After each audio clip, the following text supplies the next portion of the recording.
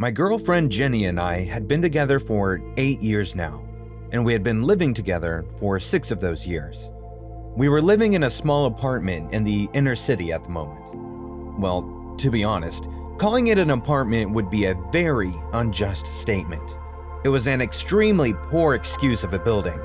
We hated the place, but our financial conditions wouldn't let us afford an update in our living situation. So we had no other option but to suffer through the abomination we called home. And just when I was at my wit's end, the news about my uncle's death came. That wasn't a good news per se, but it brought along another news. That was definitely good news. He had left me his house in his will. But let's start that story from the beginning though. My uncle Jared was my father's little brother. Growing up, he would always talk about getting away from the city. He wanted to leave the busy and fast life of the city and settle in somewhere nice and calm. And he didn't just let that stay his wish, he worked really hard to make it come true. He worked in construction for most of his life, and that had not only helped him gain measurable knowledge, but also the means to build his own house. Over the years working in the field, he had worked and earned enough to buy himself land outside of the city and build his house on it. It was all well and good. He made himself a house and he made his dreams come true. The only problem, the house he built was about 100 miles away from the city. That made it more difficult for the family to meet up with him regularly, as most of the family lived in more of the center of the city. So we only got to see him just once in a while, on some celebration or a funeral, most likely. He was also known as the most private person of the family. So even though we had met a couple times, we weren't that close. But even if we weren't that close, I knew him to be of excellent health. So the news of his sudden death came as quite a definite surprise. We came to know that he had passed away inside of his own house. They found him with his back against the door, with a pistol in his hand. His body wasn't discovered for almost a week, so it wasn't in that great of condition. The post-mortem revealed that even though he had a pistol in his hand, he hadn't used it to take his life. In fact, it was revealed that he had died from hunger. Why did he just stay there and die of hunger? That was a mystery to us all. And what was even more surprising, however, was the fact that he wanted me to inherit his house. But we took that as a signal and a blessing from the heavens above, and we decided to move. And with moving came the little issue of our jobs. I had to apply for a transfer and get that taken care of for me. And Jenny mostly did her work from home anyway, so that issue had already taken care of itself. My girlfriend did find it worrisome to live in a house that somebody had passed away in, but I wasn't about to pay for another month just to live in a roach-infested apartment. So we decided to say fuck it to the life in the middle of the city and went ahead to move towards the outskirts. After all the paperwork that we had to file and everything got approved, we didn't waste a single moment to get the task done and over with. The following week, we were already packed up and had the moving truck in front of the building. And just like that, we were on our hour drive to the country. The house was beautiful. It was a big and airy 2-story building. It was also great timing for us to move because Jenny was working from home because of her online business, so she had time to unpack all our belongings. My coworker Fred also helped us with the unloading of the furniture and helped us to clean around the first floor of the house. It had proven to be a great load of help. We had quickly gone through with the first floor and all of our stuff that was supposed to be kept there. Then we moved on to the basement. Jenny wanted to turn that into her office of sorts, a makeshift workstation for her online business. I quite liked the idea too. She would have her own personal space for her work, and her work wouldn't fall into our daily lives too. It was a win-win, so we decided to work on that next. As our old place was really small, she never had a personal office for her own business, so she was quite excited for it to come through. She was working really diligently for this to come to fruition. I felt like I was just helping her, moving on her whims about the place. So as usual, while I was in the office, she was working on the cabinets in the basement, cleaning and repairing if necessary, when one of the cabinet doors came off its hinges in her hand. Along with it came a little bit of the side of the cabinets too. She hopped on a chair to look behind the cabinets to see how much the damage was and came across a whole bloody door behind the cabinet. She got weirded out and called me up immediately and told me what she had discovered in the basement. I was surprised too, not expecting the house my uncle built to have a secret door in it, leading to God knows where. We decided to remove the cabinets from there and see what was hidden behind them, but I knew it was work that needed a little more manpower than what Jenny and I could provide. So I called Fred back over to help us in removing the old broken cabinets in the basement. When we were finally done taking down the cabinets, we came across the door. A door that was meant to be purposely sealed with metal strips bolted onto the wall to keep it permanently locked, to keep everyone out of it. Or maybe to keep what was inside. We decided to break open the door. Fred came back to the basement with a crowbar, breaking the seals from the wall. As soon as the last metal seal had been stripped from the wall, a strong gust of cold air passed through the door cracks, now visible, blowing some dust into the air. It was an ominous sight. Jenny backed up with fear in her eyes, shaking her head and saying that opening the door might not be a good idea after all. Fred told her that we had already come this far, we'd already removed the door, so why stop now? Leaving it unopened might prove to be more dangerous than opening it. Besides, we kinda wanted to see what lay behind it. So Fred went ahead and grabbed the hammer from upstairs and began breaking the old locks off the door. They were ancient in their appearance, huge and bulky, and very, very rustic. It gave off an idea that this door was there even before my uncle had built the house, that maybe the house had been deliberately built on the mouth of this underground system. The rust had weakened them with time, so they broke off easily with a crackling snap. Now the only thing left was to open the door itself. I went ahead and gave it a cautious, experimental push. It showed no sign of any effect that my push might have had on it. It was very, very heavy. I could feel the excitement and anticipation build up a notch even more in the room, mostly from Fred and I, because I could also feel a building anticipation from Jenny. She actually hid half behind me, squeezing my arm as if there was no tomorrow. But as they say, curiosity killed the cat. Curiosity also got the better of us. Nonetheless, we prevailed and went in for a second try. This time, Fred and I both pushing it open as hard as we could. With an eerie, screaming creak, the door swung open. With the opening of the door came hurling wind. We reeled back at the sudden impact. It was surprising, to say the very least. I don't know what we were expecting to come out of that who knows however long closed door, but it certainly wasn't a rushing gust of wind and possibly smoke. Darkness, sure. Small maybe, but actual air? No sir, I didn't think that. We decided to brace ourselves and get on with the journey anyway, whatever may come. Jenny was still very against our decision and very vocal about her displeasure too, but we decided to continue on trekking anyway, and she reluctantly decided to come along with us too. I guess she was just really scared to be left alone in the basement, which wasn't too strange considering what we had just come across. Who knew what other strange phenomenon were hidden in this place? I gave an acknowledging nod to my deceased uncle in my mind. He certainly had a flair for horror and dramatics, I thought. I mean, who would deadbolt a fucking door to a secret passage if they weren't just being dramatic about it? It wasn't as if it led to a hidden world filled with strange alien creatures.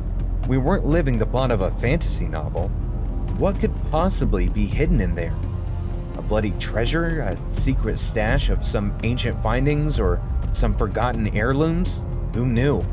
But what else could it possibly be? So I wasn't too worried going into that unknown, but I certainly was enjoying the terror my lovely girlfriend was going through. Normally she wasn't such a scaredy cat, So I was surprised to see her this out of it initially, but she kept saying she had a bad feeling about it. A gut feeling. I shook my head at that. How absurd was that? Jenny was the one who decided to be brave this time. She hurried and grabbed a flashlight from upstairs, and when she came back downstairs and stood beside us, the only thing left for us to do now was to actually enter the door. So we did. We entered a dark hallway as soon as we stepped through the gateway. There were old steps that led us farther down, and lo and behold, it led us to a tunnel. And it was an immediate surprise. There was a whole bloody tunnel system in the works there. A very old, very dark tunnel system. The hallway branched off to many smaller pathways in half a dozen directions. We exchanged glances. Well, that was unexpected. We weren't exactly expecting something this grandly built in the basement of another fucking basement. My earlier thought about this being far older than the actual house was proven to be true though. It gave me an uneasy feeling in my stomach. I could tell that Fred also had started feeling a bit perturbed by the discovery. But our egos and pride wouldn't let us stop there and go back into the basement, especially when we had made so much fun of Jenny for being scared. So we braved on, into an unknown, dark, and possibly dangerous tunnel system. And what did we have with us on this journey? A torchlight. A mere torch only. We chose a relatively wider tunnel to go through first. It seemed to be the main one. As we started walking our way farther down the dark tunnel, it just got creepier and creepier. There were old discarded clothes spread all over the place and some other knickknacks here and there. But what really struck me as odd was that the tunnels were not fully congested and covered in spider webs or whatnot, especially the relatively lower grounds. They looked almost as if they were actually cleaned and weren't just left alone for heaven only knew how long. But as we kept moving, it kept getting scarier and scarier, even for me. And the tunnels down there seemed really endless too. There was no end in sight for us. And just then, when we had already reached a bit far from the door we had originally entered from, we started hearing voices, whispers that were carried onto us by the air. There were definitely signs of someone already in there, talking and laughing, just a little way ahead of us. Jenny immediately stopped in her tracks, and so did we. She had started to freak out really bad now. It was almost as if she was having a panic attack. So before things started to get any more out of hand, we decided to do the wiser thing and just went back up to the basement. We made sure to be extra silent so as not to give our presence away to the inhabitants of the tunnel. We reached back to the basement and saw that the door was already closed. Jenny went up ahead, wanting to open it and get out of here as soon as possible. Fred and I turned back around to see and make sure that we were safe from behind and no one had actually followed us back to the basement.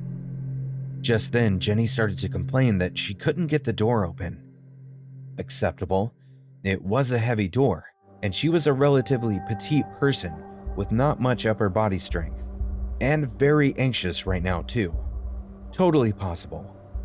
But that did not explain the instant panic that I felt on hearing the words.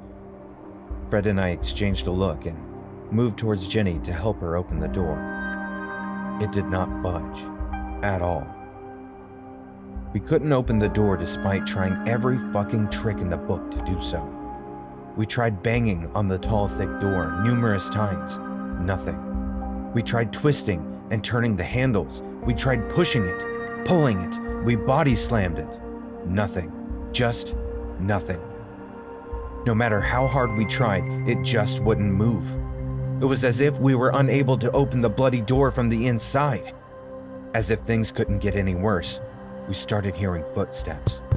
Actual footsteps of somebody walking, working their way towards us. And as soon as the bearers of those footsteps were upon us, I could not believe my eyes. There was no way I was seeing what my brain thought I was seeing. A group of some 2-foot-tall little people. Yeah, you heard that right. A group of tiny people was standing there in front of us, staring at us, laughing and pointing at us. We backed up in baffled terror. How could this be real? Was the question I'm sure was on all of our minds. But we did not get much time to get over our shock and process what we were seeing when the group of little people started shooting arrows towards us. That was just as sudden and unexpected as their appearance. We stumbled around to cover ourselves from the rapid onslaught of the arrows. Most of the arrows were not that big but were very short. They didn't hurt a lot. Instead, they felt like many tiny needles piercing our skin. It was very unpleasant. Fred got over the attack the quickest and scrambled around to look for something to counterattack. I tried to do the same but got nothing. Fred pulled out a tiny screwdriver from his pocket and threw it at them, striking one of the tiny people in the face. But we didn't get much time to defend ourselves. The arrows must have drugged us.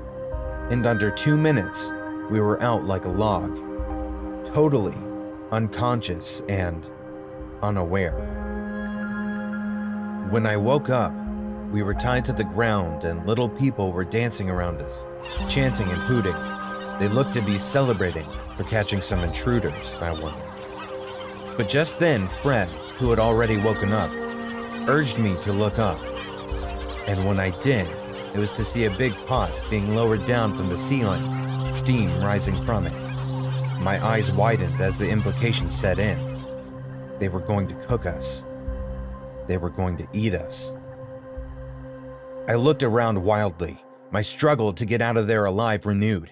There were more of the tiny people dressed up like a dragon of sorts with long poles in their hands to barbecue us, my mind supplied. They were celebrating around a fire. Fortunately, the commotion had their attention away from us, and the ropes they had tied us with were old and withered, so getting out of them was quick work for us. We helped Jenny to get out of her bonds too. Just then, some of them came nearer, trying to pick us up. We feigned unconsciousness, and as they brought us closer to the pot, we jumped up and swiveled around to throw that pot of boiling soup on top of them. That burnt a good few of them, and it also distracted them enough to give us an out. We rushed out of there, going into the nearest tunnel blindly. But the tunnel system was very confusing, because soon enough we came back to the place we had started from, right when we were just about to be killed and eaten. It was all a maze. This time they were ready for us, surrounding us immediately. Fred put up a fight with one of the tiny men, killing him with a massive blow to the face. I saw one of them waving, and more of his men came out of the shadows. That left us severely outnumbered. We all exchanged a look and scrambled to get our hands on anything that we could find. Spears, pots, bows, even other tiny people, and we threw those at them, giving ourselves some time. There was a place on the roof where we could see some light shining from above. Jenny concluded that it might be a way out, so we went digging into that out. But we didn't get much time to do so. The forgotten hung pot. They threw that towards us, knocking us all down, and unfortunately, the chain of the pot wound itself around Fred's neck. He was left hanging there, gurgling and kicking his legs in the air, trying to find purchase, but couldn't find any. And just like that, the tiny people killed Fred right in front of my eyes, in a chain pull, leaving him helpless. I was stunned as this happened, but I didn't have time to mourn the death of my friend. However, it did give me enough time to escape with my life, along with my girlfriend. We bounded up the tunnel to the door with a spear in my hand, and this time our effort succeeded. By wedging it between the door, I was able to open it this time. We hurried out, trying to bolt it down before they could reach us. I watched as they started to dig their way out from under the house, now that they knew that that was an option. We rushed out to see the commotion it might cause, and saw the dogs of a distant neighbor snatching up the little people as they popped up from the ground. Watching them being eaten alive with their blood and flesh was a gruesome sight to see, especially because they looked just like us, like they were human. The dogs did not show any mercy and started burrowing inside the tunnel behind their prey. The neighbor, Mason, and his son came over to our house at this sight, breathless because of running behind the house. They were equally horrified at the scene. We all just stood there in a twisted trance, watching it happen, until Mason finally opened his mouth and said, "Well, at least we know now why the dogs were going crazy. To come here from over a mile away. They had a feast coming."